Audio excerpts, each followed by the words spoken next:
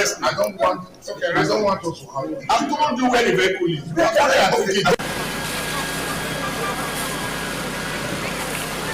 The truck was actually coming from Ring Road. It missed a step. So as it was trying to gather itself, it fell.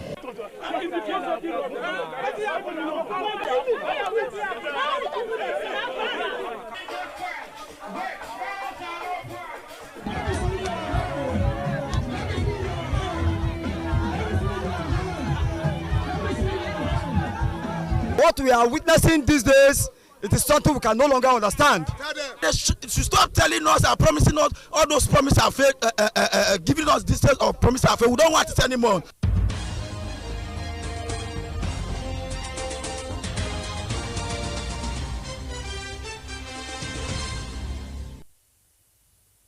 A very good evening and thank you for joining us on BeeTv Major News at 6, reaching you live from Benin City, the Edo State capital. I am Godgift Omone. Now to the news in details. The judiciary and legal practitioners in Edo State have declared their full support for Governor Monday Okpebholo's ongoing battle against cultism and kidnapping. The endorsement was the highlight of the high-level meeting held at the government house in Benin City when Governor Okpebholo received the Chief Judge of Edo State, Honorable Justice Daniel Iyobosa Okumbowa, alongside a delegation comprising judges and members of the legal profession in the state. BeeTv News Best Orator has details. Presiding over the meeting, Governor of Edo State, Senator Monday Okpebholo emphasized the need for closer collaboration between the executive and the judiciary, describing the relationship as very cordial. Governor Okpebholo reiterated his firm stance against rising insecurity in the state, particularly the menace of cultism and kidnapping. He appealed to the judiciary for continued cooperation in the enforcement of law and order. He said these crimes are a major setback to the state's economic development. I appreciate the relationship that has been existing between us. I find it very cordial because I feel sometimes when I want to get some advice, I call on you and find out how to go about it, which I have actually enjoyed over a period of time. I called for this meeting for one major reason. One, for me to get familiar with you people, because it's very nice for me to know you one-on-one, and for you also to know that there is a bond between the executive and the judiciary.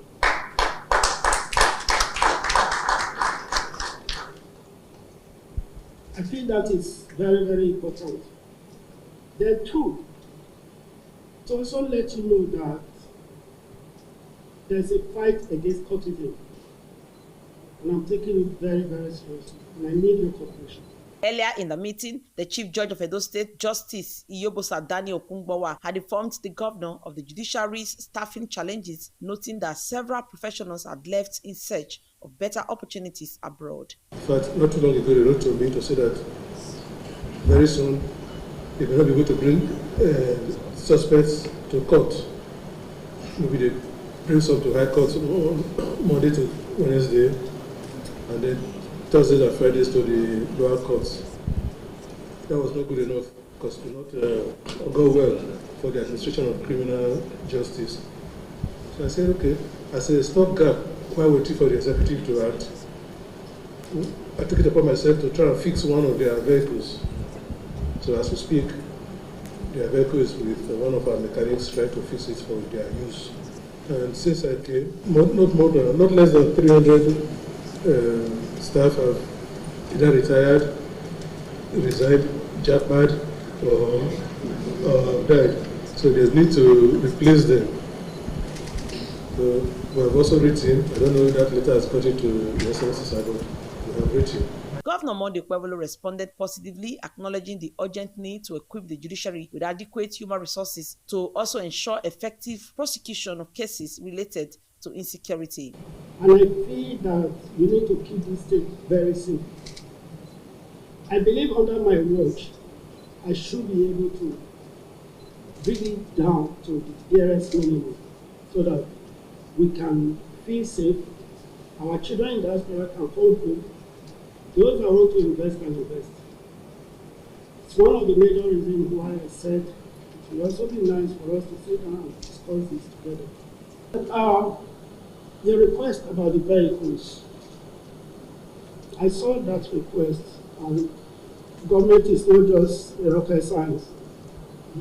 I feel that the due process of procurement, we should follow it. And I think we are trying about 5 of the vehicles so that basically I think this is the request. The last one, which is for the employment. If you want to employ, you can go ahead to do that. If you need my support, I'm here. I will support. Thank you very much. Governor Monday Pueblo had before now signed into law the Secret Courts and Activities Prohibition Law 2025 and the Kidnapping Prohibition Law 2025. The laws impose strict penalties, including a mandatory 10-year jail term for anyone who harbors cultists, 21 years for cultists who cause injury or damage property, and the death of penalty for kidnappers in cases where victims lost their lives. The chief judge was accompanied on the visit by a delegation of judges and other judicial officers, symbolizing a unified commitment from Edo State legal community to uphold peace, justice, and security in the state. The meeting ultimately reaffirmed a shared resolve between the executive and judicial arms of government to rid Edo State of criminal elements and ensure a safe environment for all. Best Orator reporting for BeeTv News.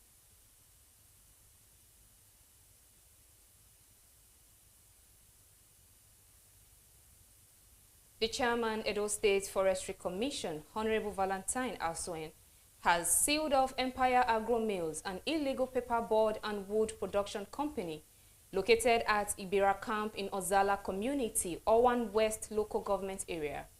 BeeTv News Destiny Ihodaro reports that the sealing of Empire Agro Mills marks a significant step into the Commission's ongoing efforts to combat deforestation and promote sustainable forestry practices across the state.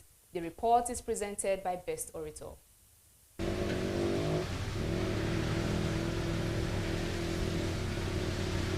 In a major clampdown on illegal forest operations, the Edo State Forestry Commission has sealed off Empire Agro Mills, an unauthorized paperwood and wood production company operating at Ibira Camp in Ozala Community, Owan West Local Government Area of Edo State. The operation, which followed a credible tip-off from vigilant forest officers who had been monitoring the company's unlicensed activities, also led to the arrest of the production manager. The company was reportedly engaged in large-scale processing of timber products without the requisite government approvals, thereby violating forestry regulations.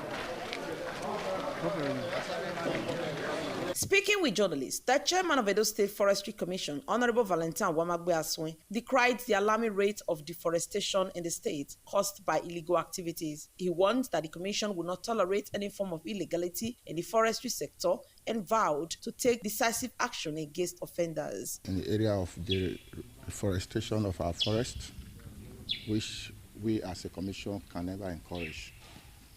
So we have come here to see for ourselves. And what we have saw is very alarming. If you can see around, you see a lot of finches, a lot of illegal logged woods that have been reserved here.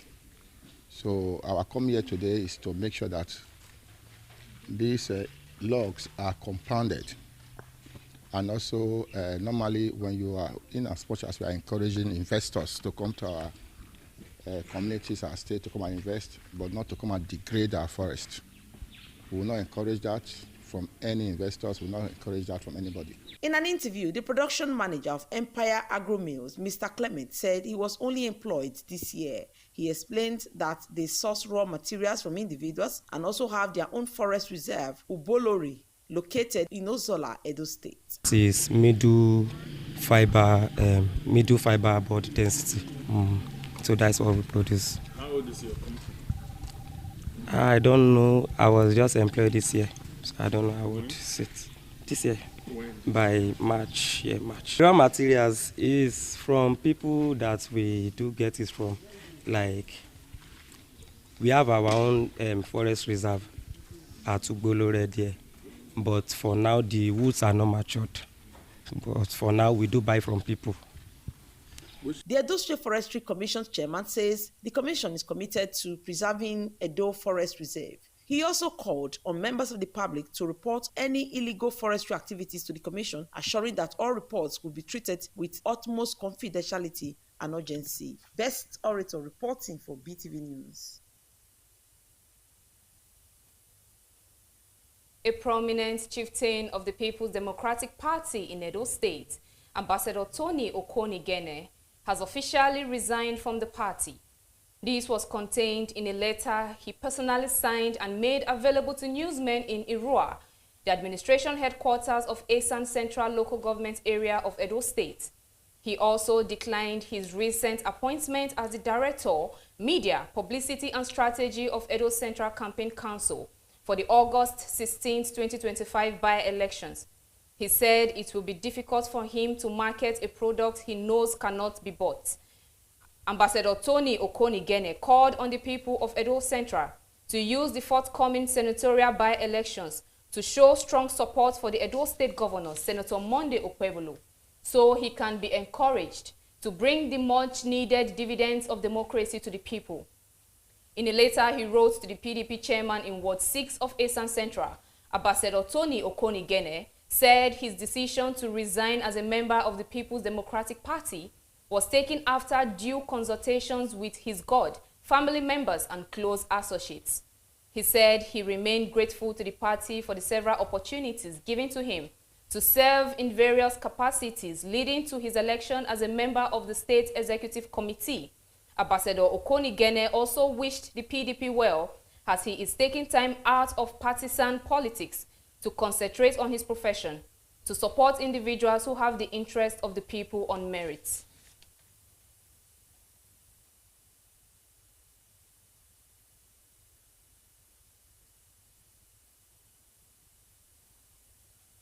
The Edo State House of Assembly has embarked on a 2 weeks committee assignment to enable them complete all committee works. BeeTv News State House correspondent Osaroge Agwebo reports that the Speaker, Blessing Abebaku, disclosed this during Wednesday's preliminary session.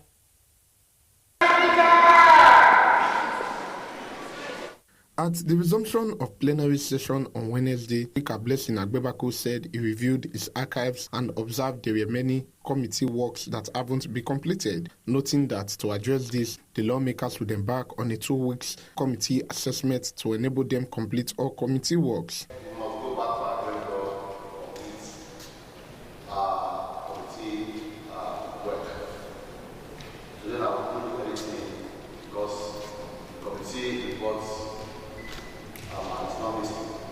Please, that I said, I will take 2 weeks to round up our committee assignments.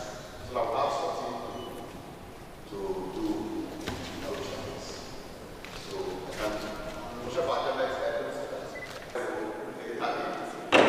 Meanwhile, the presentation and consideration of the report of the Joint Arts Committees on Finance, Sport, Security and Commerce on a bill for a law to repeal the Edo State Gaming Law 2020 and to enact a law to provide for the Edo State Lottery, establishment of the Edo State Lottery Regulatory Commission and the Edo State Lottery Trust Fund and other matters connected therewith. Consideration of the bill for a law to repeal the Edo State Gaming Law 2020 and to enact a law to provide for the Edo State Lottery, establishment of Edo State Lottery Regulatory Commission and the Edo State Trust Fund and other matters connected therewith for its committee of the whole, and a bill for a law to provide for the protection of government property, establish the Edo State Property Protection Committee, and for other matters connected therewith for its second reading were all deferred to a later date.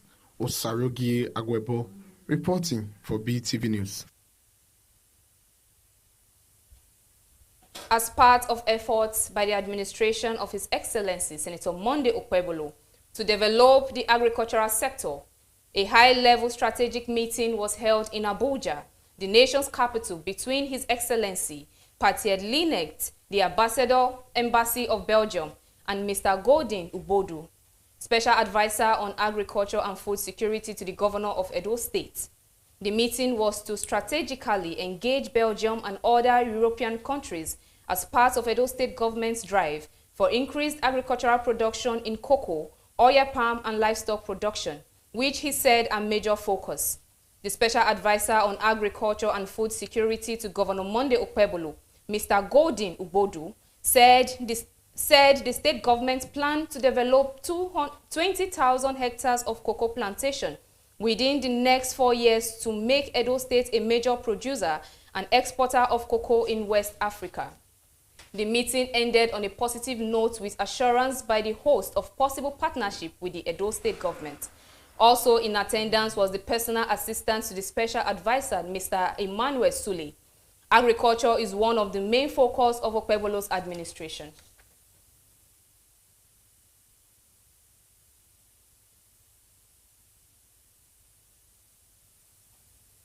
The former chairman of the All Progressives Congress, APC, Bashiru Balarinwa of Kwara State, has described the appointment of Professor Netawe Goswata Yiwata as the new APC national chairman as both timely and strategic. In a congratulatory message to Professor Yiwata, Dr. Balarinwa, who also served as chairman of the National Broadcasting Commission, noted that his emergence comes at the crucial time when the ruling party is in need of strong, competent leadership to steer it toward unity and electoral success in 2027 and beyond. They highlighted Professor Yiwata's solid academic background and proven integrity as a former National Electoral Commissioner as key assets the party can rely on to foster internal cohesion, fairness, and a renewed sense of purpose across all levels.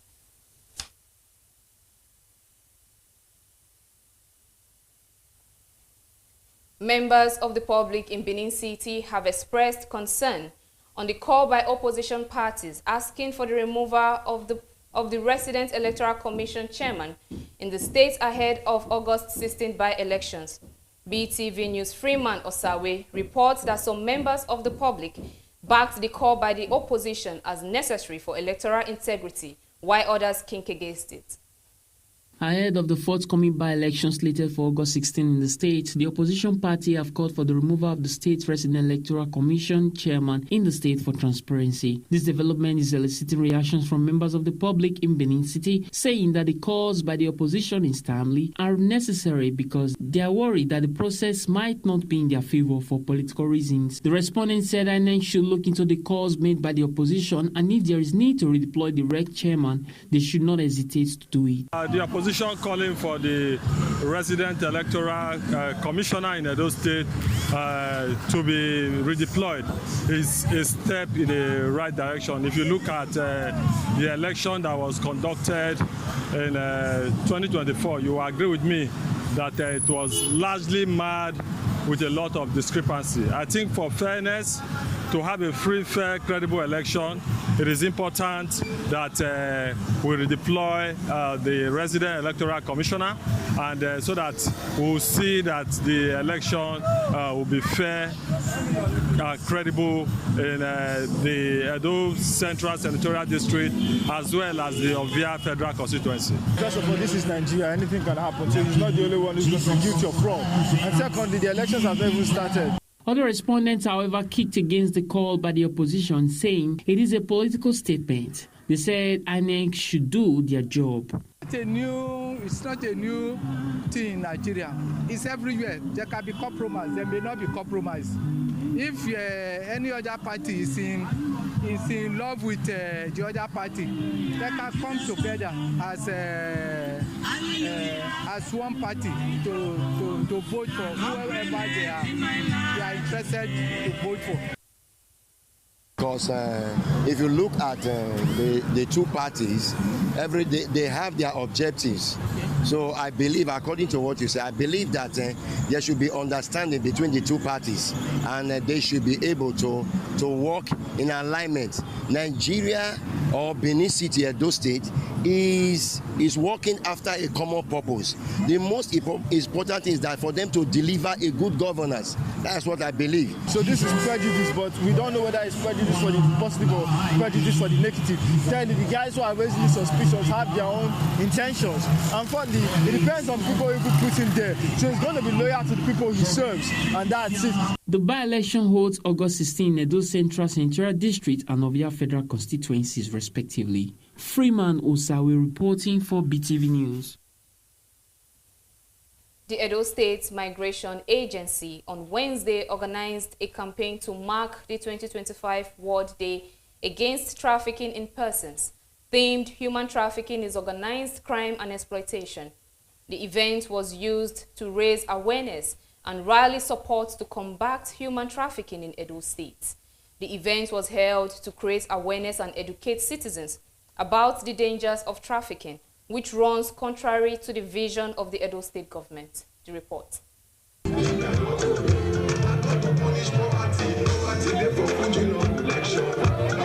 The awareness walk kicked off at the Migration Agency's headquarters as the officials of the Edo State Traffic Management Agency, including the First Lady of Edo State, Mrs. Edesili Anani, moved through the NUJ Secretariat, Ring Road and Airport Road. Others who participated were officials of the State Secondary School Education Board, members of the Red Cross Society, illegal migration returnees and other key stakeholders. Speaking, the First Lady of Edo State, Mrs. Edesili Anani Okwebolu, issued a stern warning to traffickers. Those who are planning to indulge in illegal trafficking will meet with strict consequences. She urged parents to closely monitor their children's movements. She further revealed that her office has launched an initiative tagged Level Up to support returnees with educational opportunities and vocational training. Today, I'd like to say that our message is clear, as the name implies.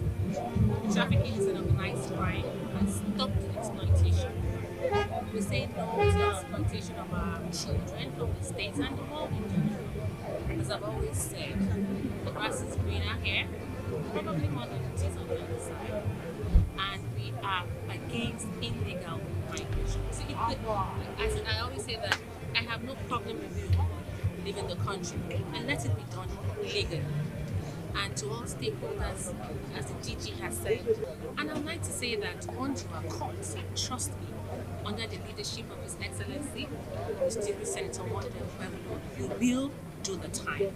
On his part, the Director General, Edo State Migration Agency, Honorable Lucky Agazuma, emphasized the government's commitment to protecting its citizens through the provision, skills acquisition, empowerment schemes, and job creation. He noted that such efforts are key to curbing illegal migration, highlighting Governor Monday Okwebolo's full support for the agency's operational model. See it, say it, and it will be sorted. I will start by thanking the Governor of the State, Senator Monday Okwebolo, Governor of the State, for making this program a success, for providing all relevant resources to make sure this program come to be. Also to thank especially Office of the First Lady. It's not the first time you are supporting us, it's not the second time, you are always supporting us. And we've sent our message to the traffickers in society today that before they traffic anybody, they should try to define the word Akpakomiza. As far as I am, Akpakomiza is a bomb. Don't try to go ahead to traffic anybody. If you do, you will have yourself to blame. The Director General of the Edo State Diaspora Agency, Dr. Loretta Oduwari Oko, expressed gratitude to the Governor of Edo State, Senator Monday Okwebolo, for promoting teamwork amongst state agencies. She urged the public to reject deception and exploitation. We must learn to japa with sense. Irregular migration and trafficking is a crime, and let us say no to the exploitation. A lot of people do not know, but the stories out there is really bad. Even on the long term, unfortunately, a lot of women are raped on the journeys of irregular migration. Some of them end up with sexually transmitted infection, and many may not know from a surgeon, a gynae surgeon in the United Kingdom for many years. And then they sit down and end up before us with issues of infertility. So sometimes we don't even know how far these ills in society go. I want to thank Senator Monday Okwebolo, the Executive Governor of Edo State. Yes, so Akako Rescue, for rescuing Edo State people all over the world. Like he always says to me, he says, Loretta, Edo State people's lives all over the world, it matters. In his remarks, the chairman of the Nigerian Union of Journalists, NUJ Edo State Chapter, Comrade Festus Aleke, praised the campaign and reaffirmed the support of journalists. He called for decisive action against human traffickers, stressing that some arrested suspects have been seen back on the streets despite investigations. On behalf of the leadership of the Nigerian Union of Journalists, we welcome everyone to the press center this morning. I want to say that 100% with the support of what we are doing at this hour. Journalists in Edo State will join you 100% in this mission we have embarked upon today. I want to thank the coordinator of the Office of the First Lady for leading this movement today. To say that we will ensure that what you have said this morning will be well reported. In the next 2 minutes, it will be seen all over the world. We can assure you that this will be well reported. And to say quickly that there are some issues that we need to really raise at this point, which already serving as a challenging point. The awareness walk was used to sensitize members of the public. Gosgift Omone reporting for BeeTv News. 2 more persons have been confirmed dead in a boat mishap in Taraba State following Sunday's tragic incident near the Nami Bridge in Gasolo local government area. The report. The hope of motorists and passengers flying the Namnia Bridge in Gasol local government area remains uncertain. Just 5 days after a fatal boat accident claimed 3 lives in the area, another tragedy has struck, resulting in 2 additional deaths. The series of mishaps have left travelers in a state of fear and constant anxiety. The scene was visited on the Sunday's incident. A group of mourners were still searching for the bodies of their loved ones after another boat accident on Monday night. We Igbo community in Taraba State, we are mourning our brother today, a breadwinner to the family. So we are begging and pleading to government to at least help us and do something in this road so that others who may not experience something like this next time. Please, we are pleading to the federal government or the state government to help us and repair this bridge before we lost more people. Because at least now we have been looking for more than 5 people that we lost in this bridge. We are pleading that government should help us and repair this gather, please, sir. This gather collapsed since last year. Mr. President, it's better to help the people in this Taraba State or in this Nigeria, because this is main road from Taraba to Lagos. The chairman of local water operations in the area, Mohammed, appreciated the federal government for supplying life jackets to help safeguard passengers. Commuters using the damaged bridge are calling on relevant government officials to come to their aid. Favor Kolawole reporting for BeeTv News. The Independent Corrupt Practices and Other Related Offences Commission says that 92 ministries, departments, and agencies are yet to establish the Anti-Corruption and Transparency Units. For the Court of Conduct Tribunal points fingers at the Commission for not funding the units, as outlined by the federal government. The report. The federal government established the Anti-Corruption and Transparency Units to monitor, report, and prevent corrupt practices across its agencies while promoting a culture of transparency and ethical conduct in public service. However, keen watchers say their effectiveness depends on political will and institutional support. The session is the aftermath of a motion on the need for the House of Representatives to probe activities of anti-corruption transparency units in all ministries, departments, and agencies of the federal government. It is paramount that we investigate and assess whether these units are truly fulfilling their mandate or if they have regrettably become extinct in very practices that they were created to eradicate. The public hearing is also intended to discuss potential legislative and policy measures that can strengthen this unit and promote transparency. The Independent Corrupt Practices and Other Related Offences (ICPC) says only 84 MDAs currently have functional anti-corruption and transparency units. The commission says at the end of 2024, 127 MDAs had weak or ineffective units. ICPC attributes the ineffectiveness of anti-corruption and transparency units of MDAs to lack of funds, direct reporting to chief executive officers of agencies, as well as resistance to change. In the compliance rating, we have 6 categories. We have the full compliance, that is MDAs that score 95% and above. And then we have substantial compliance, partial compliance, poor compliance, non-compliance, and non-responsive. But over time, we realize that some MDAs will fall into substantial compliance, while the actual MDA is not effective. The Code of Conduct Tribunal blames the non-performance of the units on ICPC for failing to fund them as stipulated. It calls for an enabling law that will compel funding. By the letter from the head of service of 2001, it mandated the ICPC to be funding actual activities. But ICPC has failed. The responsibility is left on the heads of the ministerial departments and agencies. The heads of government agencies call for regular training of ACTU members to deepen interactions and public engagement on the role of the units. Gosgift Omone reporting for BeeTv News. Governor Biodun Oyebanji in Ekiti State, speaking at the statewide endorsement in support of President Bola Tinubu and himself for a second term in office.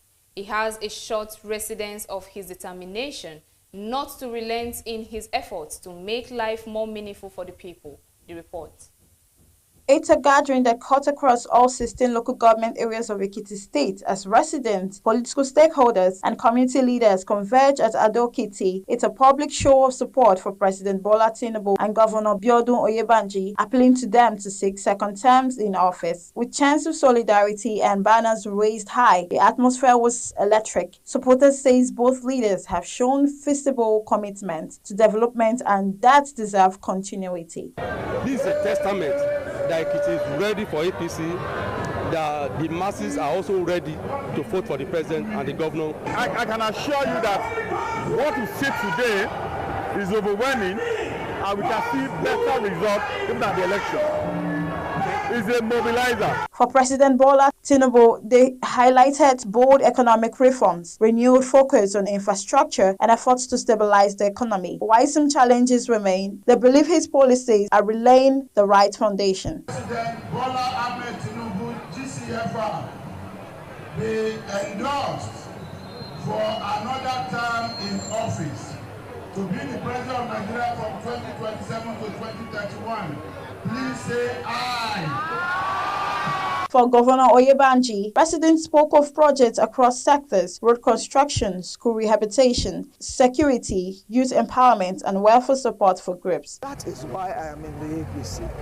I felt if Governor Bao is doing that, and the president is also doing that, I'm not looking back.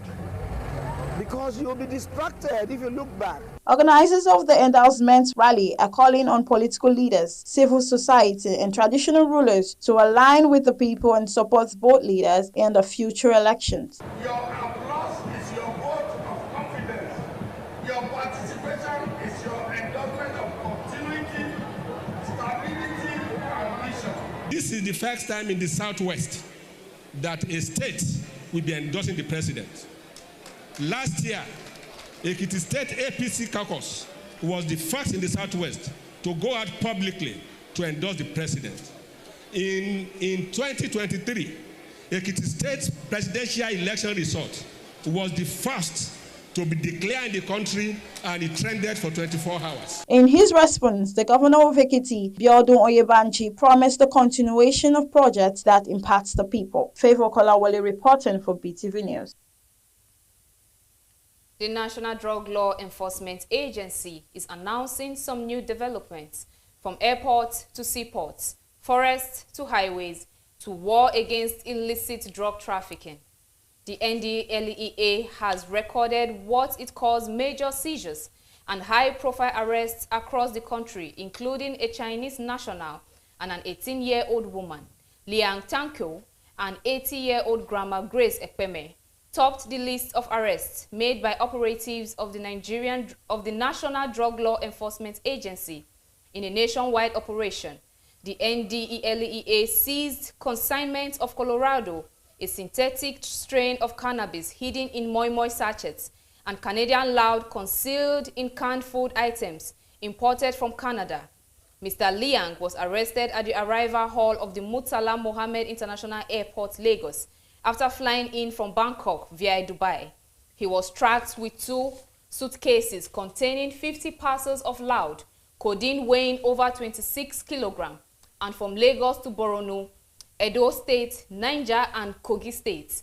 Interceptions ranged from concealed cannabis and food items, intercepted based syrup, and tramadol used to dismantling of cannabis farm in Ondo State.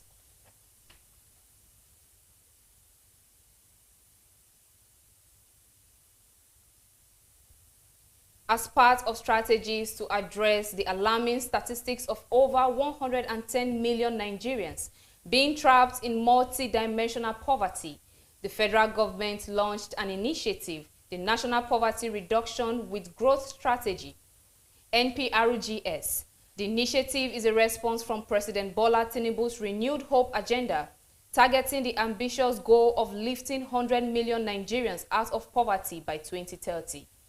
Senior Special Assistant to the President on Technical, Vocational and Entrepreneurship and Education, Abiola Arogundade, explains it's a strategic vision for sustainable transformation, unlike traditional poverty elevation program focused on temporary relief. They expect handouts, giveaways, maybe small grants. That's why we chose something different. We chose tech. Because if you want to fight poverty in 2025, you can't just give people food for the day. You have to give them relevance, the kind that pays for tomorrow. That's why we started with cybersecurity and web development. It's not because it sounds cool, but it's because that's where the jobs are. That's where the world is moving. Imagine a 17-year-old who never used a laptop is now learning how to build a website, protect systems from hackers. He's creating real solutions in just 2 weeks. The Manufacturers Association of Nigeria has called on the Central Bank of Nigeria to reconsider its monetary policy stance and implement a rate cut to ease inflation, stimulate growth in the retail sector. The call follows the recent decision of the Apex Bank's Monetary Policy Committee, which had its 301st meeting where they retained the rate at 27.5%. Man argued that maintaining the current high rates is not sufficient to tackle inflation or stimulate productive investment. Director General of MAN, Mr. Segun Ajayi Kadir, said the prolonged contractionary stance of the CBN has strained manufacturers. He believes that reducing the interest rate would help lower the cost of borrowing, attract more investment into the rail sector. Mr. Segun Ajayi Kadir said the GDP expansion may just be a hollow statistics if not backed by productive transformation on manufacturing policy, financing and infrastructure development.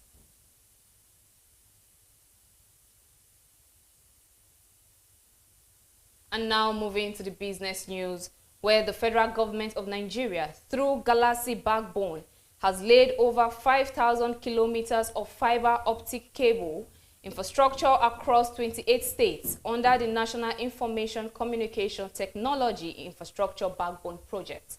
Let's join BeeTv News for details and more from the business world. This was disclosed by the Managing Director of Galaxy Backbone, Professor Ibrahim Adeyaju, during the 15th ICTL Expo 2025 held in Lagos. The infrastructure connects state capitals, federal institutions, ministries, departments and agencies, as well as private sector stakeholders. Galaxy Backbone currently operates the largest publicly owned data center network in Africa. These data centers are certified by the Uptime Institute to Tier 3 and Tier 4 standards. According to the company, the infrastructure is being leveraged to support technology-driven initiatives such as the development of startups, cybersecurity improvement, digital education, telemedicine, and local innovation in research, robotics, and artificial intelligence. The Russian government has announced a revision to its electronic visa e-visa policy, extending the validity period from 60 days to 120 days, effective from August 23, 2025. The maximum duration of stay per visit will also increase from 16 to 30 consecutive days. The e-visa remains valid for a single entry and will continue to be accessible to nationals of 64 eligible countries. Since its nationwide launch in August 2023, the system has processed over 1.2 million applications with high traffic from countries including China, Saudi Arabia, Germany, Turkey, India, and Estonia. The application process remains entirely online through the official government portal, with a typical approval time of 4 calendar days. The application fee remains approximately $50, with children under 6 exempt from payment, excluding bank charges. The new policy is intended to offer visitors more flexibility for tourism, business, and cultural activities without additional bureaucratic requirements. However, the single entry limitation will still require travelers to plan their trips carefully. FCMB Group plc has reported gross earnings of 529.2 billion naira for the half-year period ended June 30% increase from 64.2 billion recorded in H1 2024. Profit after tax stood at 73.4 billion, up 23.4% from 59.5 billion. Total comprehensive income decreased slightly to 80.3 billion compared to 84.3 billion in H1 2024. Which is primarily due to reduced unrealized foreign currency translation gains. Total assets as of June 30, 2025 amounted to 7.54 trillion. Customer deposits grew by 39.9% to 4.54 trillion, while loans and advances to customers remained at 2.38 trillion. Shareholders' equity rose by 24.3% to 746.6 billion. Basic and diluted earnings per share declined from 3.70 naira from 6 naira, attributed to capital restructuring and changes in share distribution. Petroleumprice.ng, a digital oil and gas firm, has launched an online marketplace dedicated to the trading of petroleum products, infrastructure, and logistics services in Nigeria. The new platform enables stakeholders in the downstream oil and gas sector, such as filling station owners, marketers, fleet operators, and new entrants, to buy and sell petroleum-related assets. These include 4 products: tankers, dispensers, storage tanks, and full retail station setups. The platform also allows licensed marketers to list available petroleum products by depot, location, quantity, and price. It incorporates real-time visibility features and provides a secure transaction environment to promote accountability and efficiency. The marketplace was launched amid ongoing regional discussions on pricing transparency across West Africa. It expands on petroleumprice.ng previous services, which included real-time depot pricing and market data, by adding e-commerce functionality. The platform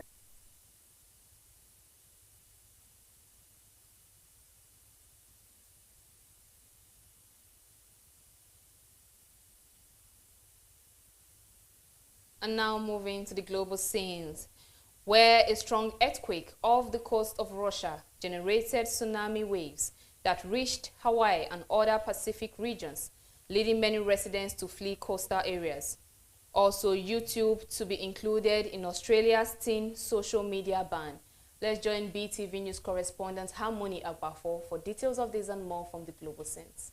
A powerful earthquake near Russia triggered tsunami waves that reached Hawaii and other parts of the Pacific, prompting many residents to evacuate coastal areas. Waves several feet high were recorded in Maui, Oahu, and Hawaii Island. While the initial tsunami warning for Hawaii was downgraded to an advisory, officials warned that strong currents and flooding risk could persist. Governor Josh Green encouraged people in low-lying areas to seek higher ground. Residents, especially on Maui, still reeling from wildfires 2 years ago, responded quickly, with many spending the night inland. Similar advisories were issued for parts of the US West Coast, Canada, and Alaska, though impacts were relatively minor in places like California and British Columbia.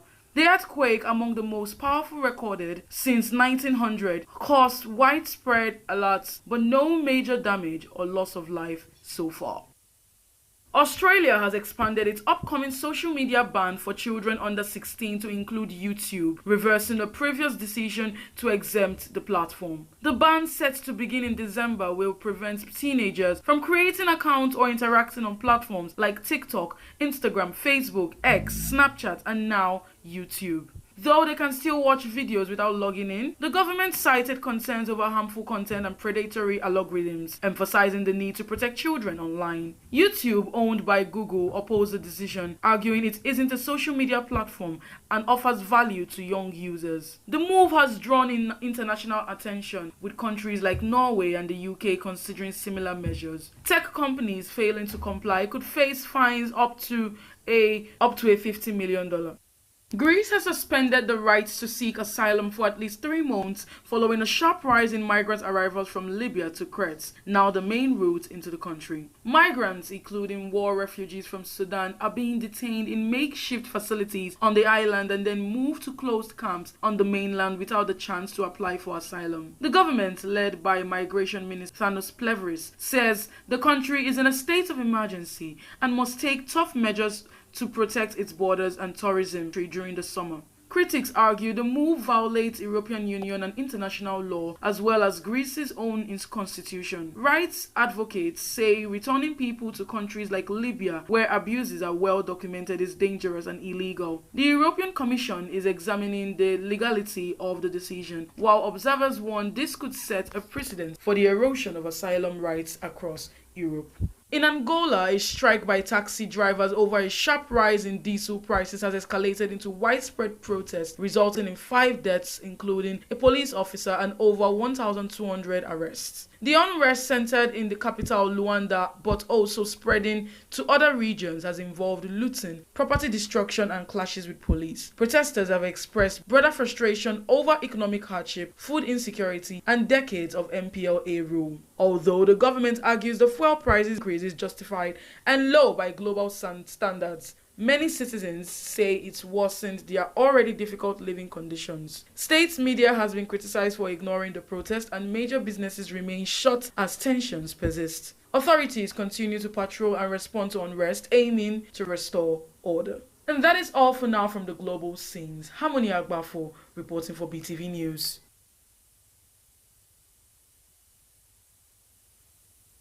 Big Brother Naija Season 10 housemate Isabella experienced an emotional breakdown following a personal conflict with fellow housemates and love interest Kai Kumi. Let's have details of these and more from the entertainment world. During a private conversation with another housemate, Thelma Lawson, Isabella disclosed that her bonding romantic relationship with Kai Kumi had stalled after he admitted to being attracted to another housemate in addition to her. Isabella revealed that their intimacy had progressed significantly and that they are close to becoming sexually involved before Kai Kumi's disclosure. She expressed disappointment in his indecisiveness, noting that she confronted him about attempting to maintain emotional ties with more than one person in the house. The situation has since caused emotional distress for Isabella, affecting her participation in the show. In another development, veterinary Nollywood actor Don Richard has appealed to the public for financial support as he battles kidney disease. The plea was made via a video posted on Instagram by his colleague, actress and media personality Biola Bayo. In the video, Don Richard described the emotional toll the illness has had on his family, especially his wife, who reportedly sold their home and car to fund his treatment. The actor stated that he currently has no personal assets remaining to support his medical expenses. Biola Bayo, who shared the video, included Don Richard's account details for those willing to assist financially. The actor's condition is said to be critical, and he continues to seek donations to afford further medical care. A Nigerian man has accused popular Afrobeat singer Omale of failing to repay a 12,000 naira loan allegedly given to him him in 2014 to invest in the now defunctioning Ponzi scheme MMM. The allegations surfaced online in a video shared on social media platform X. The man claimed that during Omale's early days in Port Harcourt, the artist persuaded him to lend the money, despite his initial reluctance. According to the accuser, the loan was meant for an investment Omale proposed in the MMM scheme, but no repayment has been made since then. The video has attracted widespread reactions online, with users divided between questioning the timing of the accusation and making humorous comments about the situation. US President Donald Trump is reportedly evaluating the possibility of granting a presidential pardon to American music mogul Sean Diddy Combs, who is currently facing sentencing following a federal conviction. Diddy Combs was recently convicted on 2 counts related to the transportation of individuals for prostitution, carrying a potential sentence of up to 14 years in prison. However, he was acquitted of more serious charges, including racketeering, conspiracy, and sex trafficking. According to reports, Trump has indicated that he will review the details of the case and assess whether there was any miscarriage of justice. He emphasized that his decision will be based on facts rather than personal relationships or popularity. Combs' sentencing hearing is scheduled for October 3rd, 2025 in New York. His legal team has submitted a $50 million bail request, which is currently being challenged by federal prosecutors. And that is it from the entertainment world. Gosgift Omone reporting for BeeTv News. And that is the size of our news package for tonight. Many thanks for joining us on BeeTv Major News at 6. I remain Gosgift Omone. Have a good night.